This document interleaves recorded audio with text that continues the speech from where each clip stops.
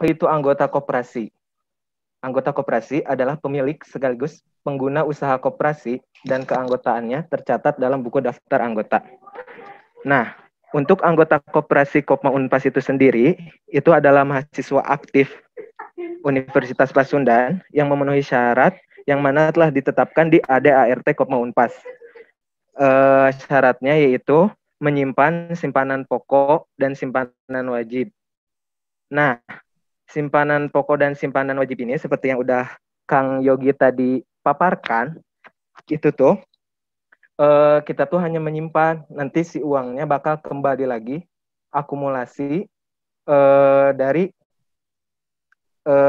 pas kita ngebayar simpanan pokok dan simpanan wajib itu dikembalikan lagi pas kita sudah yudisium gitu. Pas udah lulus, udah sidang akhir, nanti uangnya bisa dibawa lagi total simpanan pokok dan simpanan wajib. Untuk SHU itu sendiri itu tuh keuntungan kalian yang didapat dari hasil usaha Kopma selama setahun karena sudah menyimpan simpanan pokok dan simpanan wajib. Nah, buat teman-teman nih, teman-teman mahasiswa baru yang penasaran gitu, SAU Kopma itu biasanya per anggota tuh dapatnya berapa sih? Nah, ayo kita tanya-tanya kepengurusannya yang kemarin dapat SAU. Ayo kita tanya dulu. Oh, kita tanya dulu Kang Bowo. Kang Bowo hadir, Kang Bowo hadir. Hadir, siap.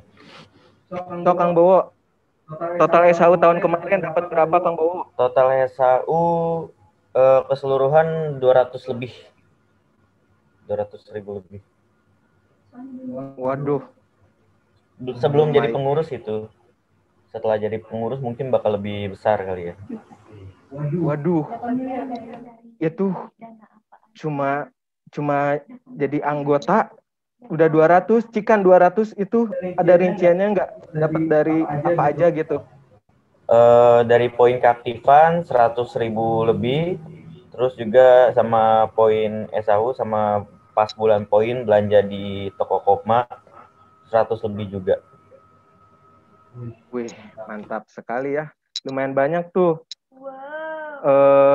Dia tuh bukan tahun kemarin kan Kang Bowo itu belum jadi pengurus. Ya, masih anggota biasa. Belum jadi pengurus juga udah lumayan gede. Coba kita tanya kepengurusan yang udah kemarin ngejabat jadi pengurus. Coba di sini ada Teh Tiara. Ya, hadir. Teh Tiara gimana? Total SAU tahun kemarin dapat berapa? Kira-kira dapat berapa?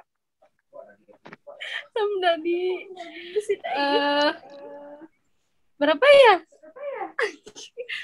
Dapat 2 juta lebih. 2 juta lebih? 2 juta lebih? Rinciannya coba gimana Teh Tiara? Karena dari insentif kepengurusan, kan biasanya insentif kepengurusan itu ada yang dipakai buat kayak baju panitia, terus kayak jas kebanggaan Kopma tuh biasanya suka itu. Cuman pas saya nggak dipakai, jadi bisa dicairin tuh pas tutup buku. Terus dapat dari SAU juga. Kan tadi kata Kang Yogi itu SAU tuh dibagi-bagi per persennya ya.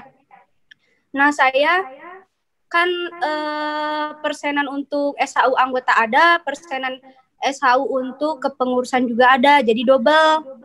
Terus dapat dari bulan poin tuh kayak kita jajan di toko, misalkan satu barangnya itu kita harus jajan di toko tersebut misalkan 10.000. Nah, nanti tuh 10.000 itu pas kita tuh dapat 1 poin ya, Kang, bener kan? Dapat 1 poin. Nanti 1 poin itu tuh bisa ditukerin pas akhir periode waktu tahun kemarin tuh 6.000 ya. Satu poinnya. Nah, otomatis kalau misalkan kita jajan di Kopma 10.000, yang 6.000-nya kita kembali lagi ke kita gitu. Cashback-nya 6.000 kembali lagi ke kita cuma jajan 4.000 gitu. Terus apa lagi? SAU kepengurusan, SAU anggota, poin keaktifan, insentif kepengurusan, sama apa lagi? Udah intinya dapatnya segitu gitu. Gede ya. Lumayan ya. Lumayan Berarti banget. makin Jajan. aktif, makin banyak uang ya di Oh iya, Kopma. poin keaktifan juga. Oh, Tuh teman-teman buat kalian yang nggak pengen cuma nyimpen SW doang, bisa aktif dan itu nanti SAU-nya makin gede kayak gitu. Jadi untuk aktif di Kopma malah apapun tentang cuan nanti ada hasilnya gitu. Selanjutnya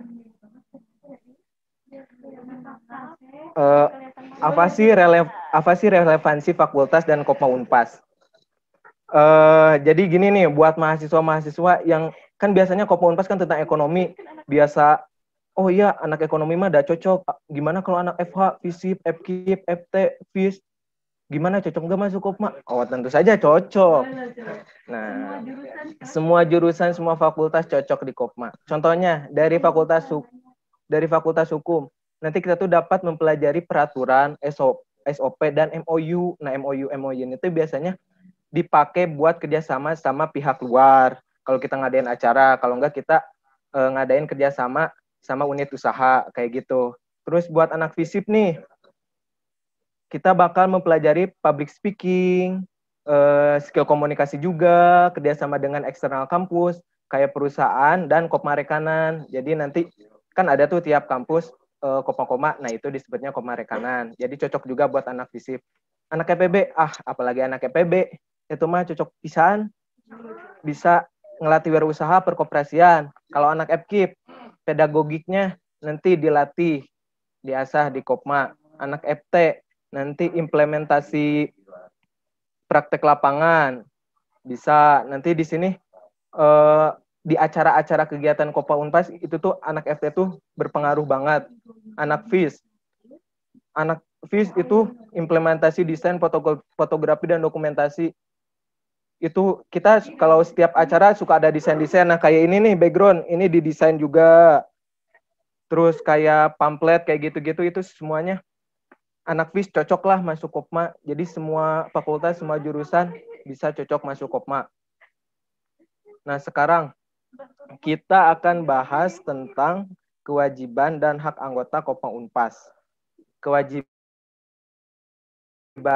yang pertama kita ngebahas kewajiban dulu aja. Ya. Kewajiban Kopma Unpas itu sebagai anggota mempunyai kewajiban sebagai berikut. Yang pertama, mematuhi ADART serta keputusan yang telah disepakati dalam RA atau rapat anggota. Ini kewajibannya yang di bawah ya. Yang kedua, ada berpartisipasi dalam kegiatan usaha yang diselenggarakan oleh koperasi. Yang ketiga, mengembangkan dan memelihara kebersamaan berdasar atas asas kekeluargaan. Untuk hak anggotanya ini yang di atas.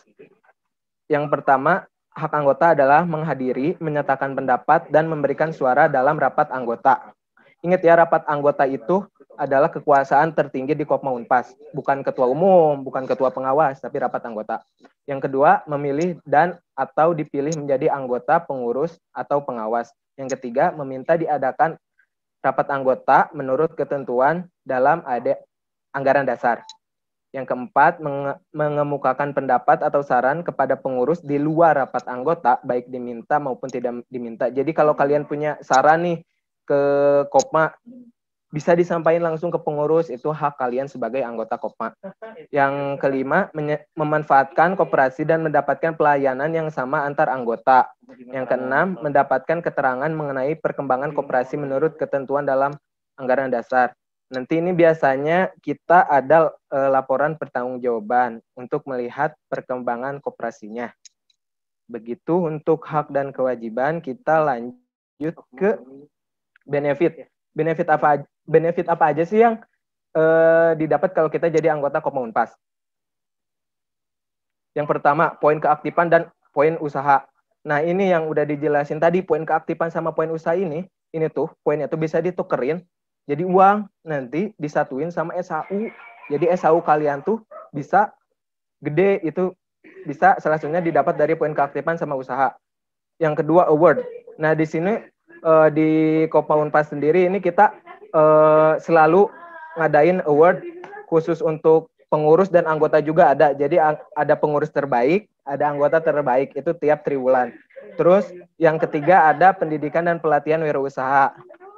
Nah, ini anggota Kopma Unpas ini berhak untuk mengikuti pendidikan dan pelatihan. Makanya itu nanti setelah kita juga ada Diksar, pendidikan dasar. Nah, kalian itu berhak dan wajib mengikuti Diksar itu gitu. Yang keempat ada magang anggota. Magang anggota di sini kalian bisa nih kan tadi udah disebutin kan unit usaha di Kopma Unpas ada toko Taman Sari, Green Cafe, toko Lengkong Besar, toko Setiabudi dan juga perdagangan umum. Untuk magang sendiri itu kita hanya diadain di 4 toko aja. Perdagangan umum itu tidak ada magangnya. Nah, itu kalian bisa diajarkan bagaimana mengelola sebuah unit usaha gitu. Nah, di magang anggota juga ini kalian juga dapat fee juga. Jadi pokoknya mas semua yang berhubungan dengan Kopma itu bercuan.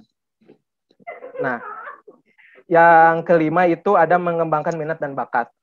Seperti yang udah dijelaskan sebelum-sebelumnya, kita juga ada namanya PBC dan tim komisariat, itu sebuah wadah. Jadi kayak organisasi kecil di bawah kepengurusan Kopma Unpas itu yang jadi tempatnya kalian mengembangkan bakat kalian, kayak ada art, ada spiritual. Nah, ini spiritual itu keagamaan, bukan spiritual hantu-hantuan, bukan ya. Ini keagamaan. Terus ada sport. Terus ada sport buat kalian yang senang olahraga juga bisa nih disalurkan di PBC Sport, di tim komisariat bisa ngelatih skill kita dalam berkomunikasi. Yang selanjutnya ada pendelegasian. Nah, pendelegasian ini tuh dirasakan manfaatnya sama saya sendiri gitu. Bisa mengikuti perlombaan-perlombaan yang Kopma lain adakan. Nah, ini tuh bisa banget kalian ikuti. Nah, semua biaya itu ditraktir, bukan ditraktir ya, dibayarkan oleh Kopma Unpas. Jadi kalian tinggal mengikuti saja, kayak gitu. Kalau menang ada lagi komisinya, pokoknya mas di Kopma Unpas mah banyak cuan, prestasi juga bisa. Selanjutnya ada mengikuti event. Kita juga sering ngadain event-event kayak gelaran hari ulang tahun Kopma atau GHWT Kopma. Itu eventnya gede-gede. Terus kayak magang, terus ada asistensi. Pokoknya mas semua event-event di Kopma itu bisa diikuti oleh anggota. Terus selanjutnya ada dan tidak dipungut biaya kalau mengikuti event. Terus ada sisa hasil usaha.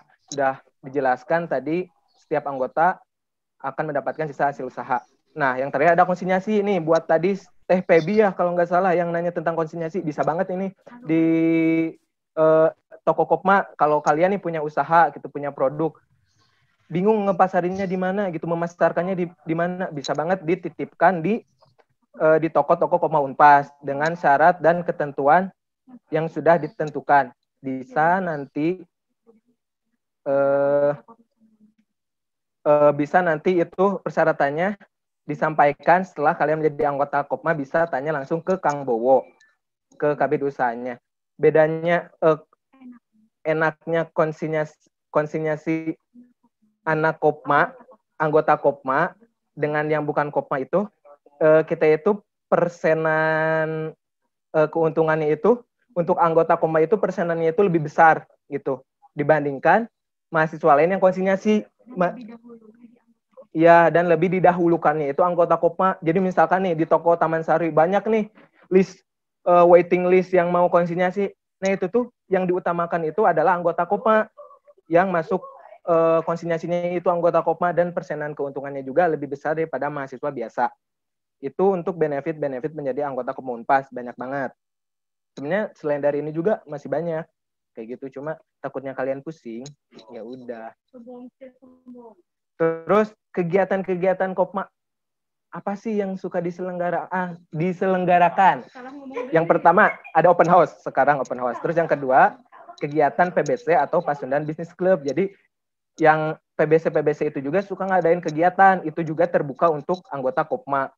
Dan biasanya tidak dipungut biaya sepeser pun. Kayak ada kajian-kajian, terus ada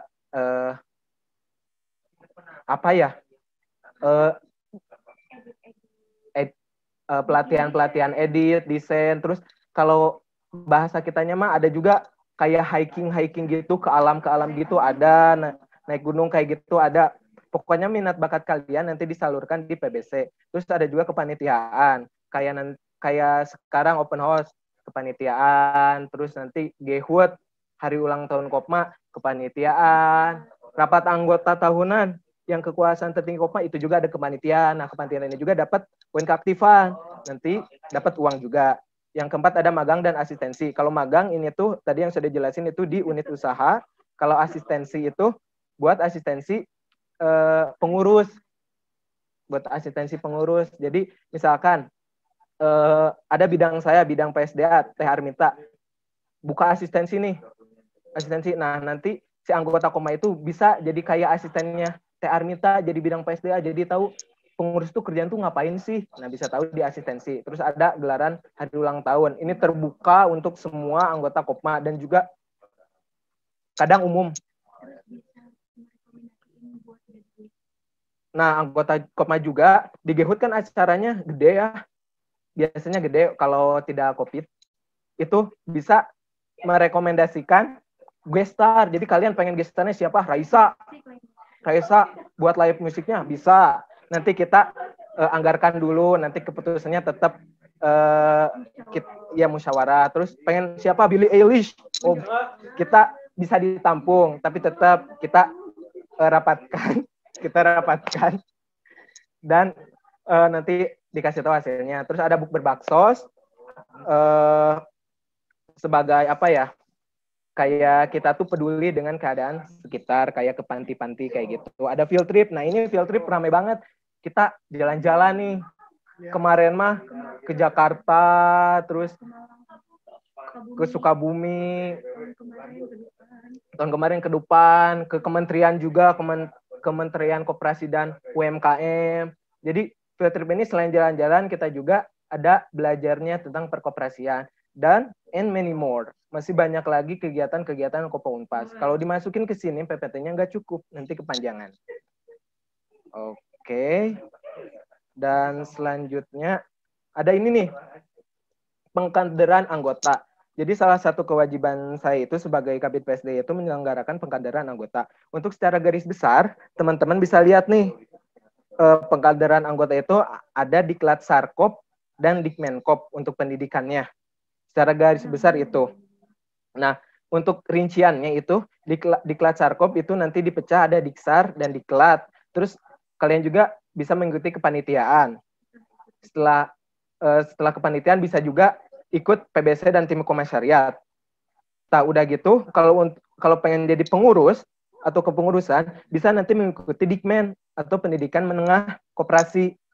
Nah, udah jadi Dikmen, udah mengikuti Dikmen, Diklat, Diksar, itu bisa banget jadi pengurus Kopma. Pengurus Kopma SAU-nya beda lagi. Jadi makin gede tuh kalau jadi pengurus Kopma.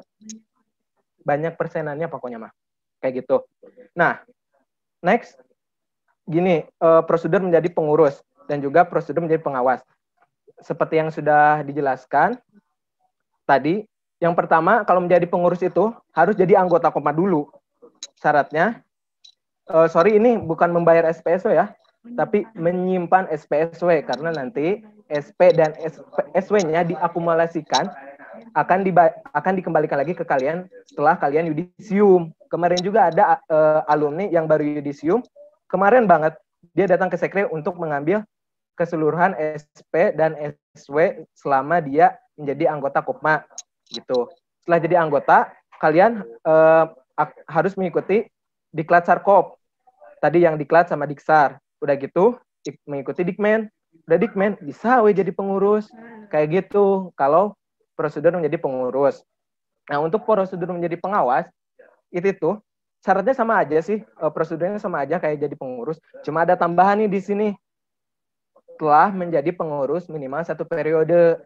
Nah, jadi yang Akang Teteh pengawas itu sebelumnya telah menjabat di Kopma Unpas 1 periode, seperti ketua pengawas kita Kang Kelvin Kurniawan SE, itu dia sebelumnya menjabat di ketua umum. Terus ada Teh Tiara SE, SAK, maaf, SAK karena akuntansi beda gelar katanya. Dia menjabat sebelumnya jadi bendahara umum. Setelah itu ada Teh Ifah Nur Latifah, emang biasa disebut TIP sih, SPD